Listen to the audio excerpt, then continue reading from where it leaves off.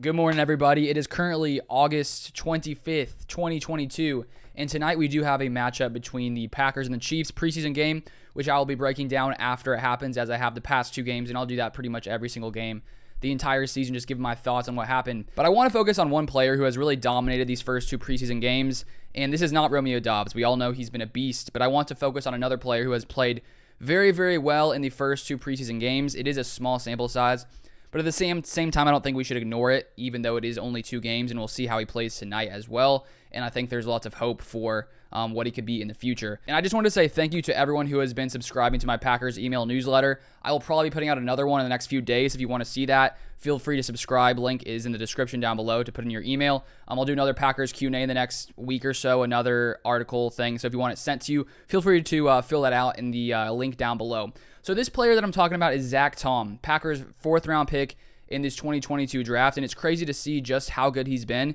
considering he's only a 4th round pick. So first off, I want to show you here his page on PFF, where PFF, has all those stats. They grade the players pretty much every single play. And if we look at week 1 versus the San Francisco 49ers, as we can see, he had 17 run blocking snaps, 18 pass blocking snaps, a total of 35 overall, with a 78.2 grade, which is very, very good. If you're green, you're playing very well, and it's out of 100. He played all of his snaps in these first two games at right tackle, 35 week 1 at preseason game 1, and then 40 in week 2. As you can see, his second week, a much better grade, or a little better, 84.4 overall, to finish off in his first two games in 75 snaps with an 87.3 grade, which is very good. And if you look here, he's allowed 0 sacks, 0 hits, 0 hurries, and 0 pressures. So he's basically been perfect. There's been no one who's been able to get by him when it comes to his pass blocking snaps, and he's been very good in run blocking as well. So when we compare that to the entire league, when you look at offensive linemen, so I have here, you can, on PFF, you can sort of rank them based on blocking. So here I have all of the blockers, all of the offensive linemen here, guards, centers, they even have wide receivers and like tight ends ranked here. But out of players who have played at least like 20 to 25 snaps, Zac Tom is number 8 overall with an 87.3 grade. And if you only look at tackles, he is the second highest graded tackle out of all 32 teams in these first two preseason games. So the fact that the Packers were able to get him in the 4th round, he's already looking like a steal. As I said, this is a small sample size. We can't predict his entire future based off of two games versus, teams where they're probably not starting all their starters when he was playing. So you have to take that into consideration. But considering he was a 4th round draft pick, it's great to see him already taking these steps forward.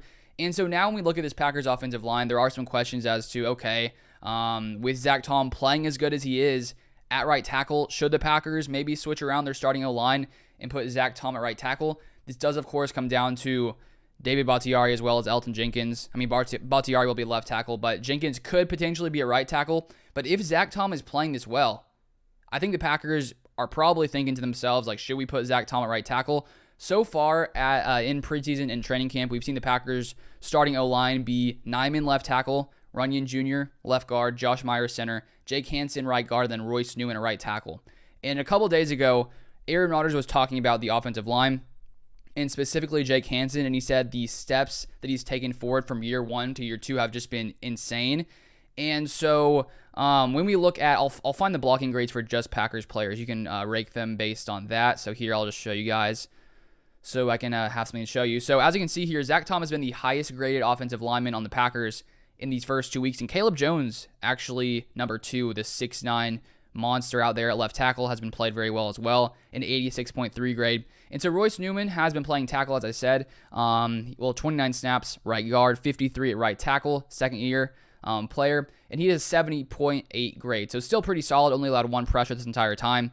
But the Packers, I think, do have to ask the question if they should put maybe Zac Tom at right tackle, and then you could either put Royce Newman back at right guard, but with Jake Hansen playing as well as he's played.